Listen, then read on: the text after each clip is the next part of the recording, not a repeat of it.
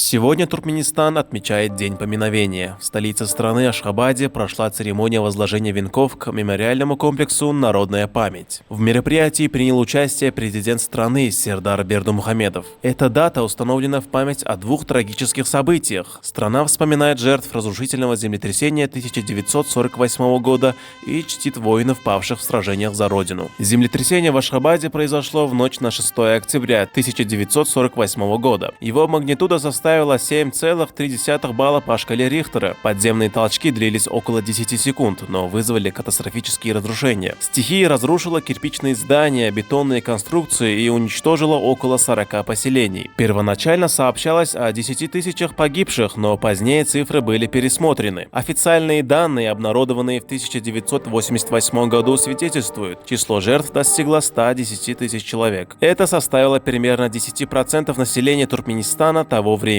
В день поминовения по всей стране приспускают государственные флаги.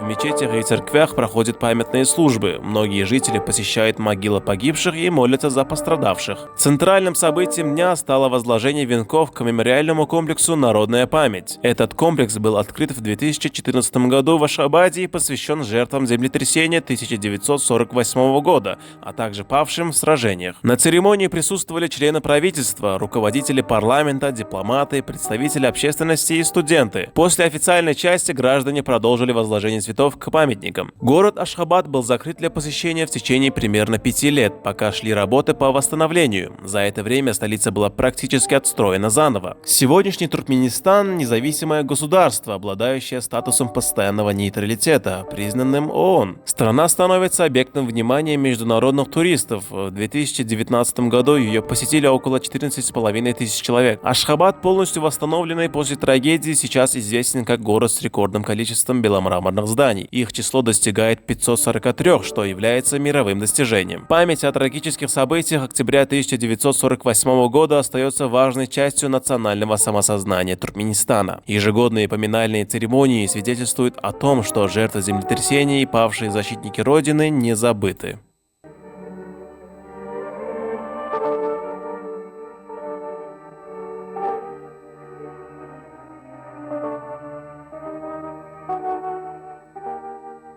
Ýagny her ýylyň 6-njy oktýabryny türkmen halky 1948-nji ýylda bolup geçen pajagaly ýer titremesini hemde Göktepe söwüşinde wepat bolan ata-babalarymyzy ýatlap geçýäris.